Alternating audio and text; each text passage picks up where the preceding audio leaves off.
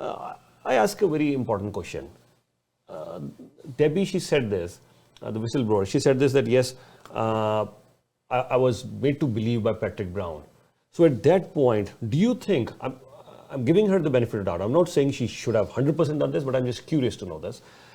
The point when Patrick Brown made her believe, told her that yes, you could work at the private company and still work outside, right, with our camp. Did she check with her legal team at that time that can I do that? She said, I suspected later on, and then she passed on this message to the Conservative Party through her legal counsel. So do you think, I'm just saying this, do you think that she should have done her due diligence there and then, or no? It could be an error in judgment.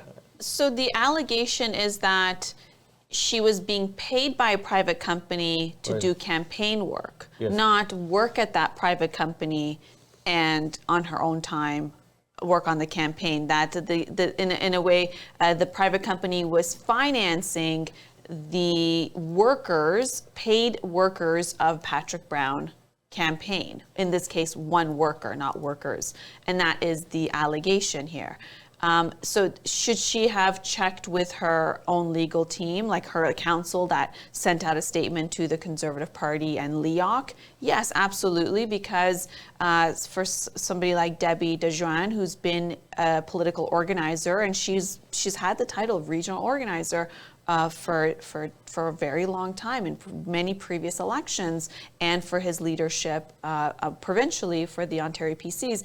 Yes, usually when you start working on campaigns, you understand the financing rules of what it is. And so, and I'm going only on just assumption here, that logical assumption, deducting the fact that if you've worked in political campaigns, you would know what is legal when it comes to financing, and you would know that, a corporate donation is not something you can take.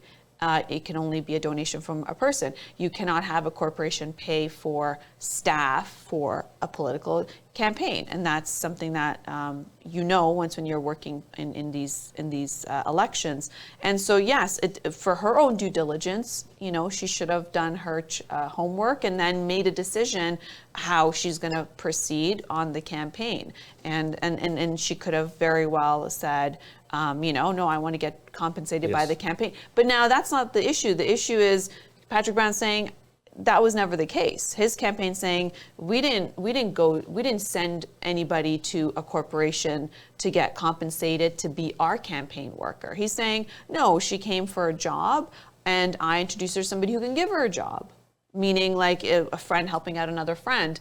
If I come to you and say, hey, I'm looking for work, and you introduce me to somebody to do some work, then you're doing, a friend a good deed.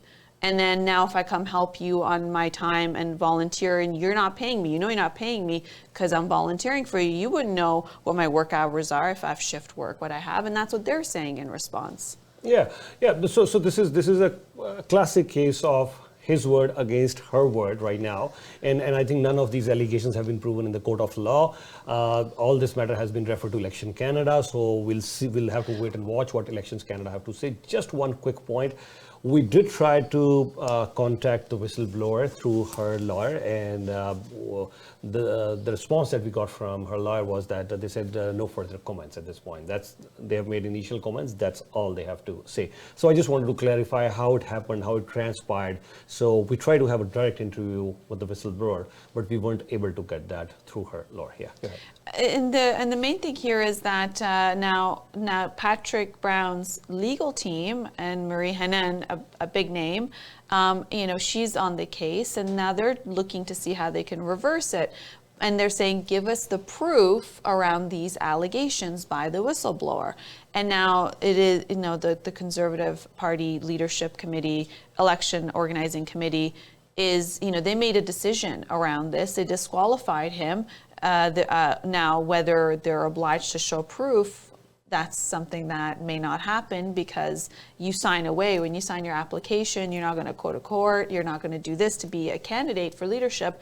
So potentially now he's disqualified without these allegations being proven, because it is a he said, she said story. But now his fate has been sealed, because guess what? There's an election on September 10th. You are on the ballot, but you're disqualified, so it doesn't matter anyway. You are watching Channel Y. Channel Y, a South Asian Canadian channel.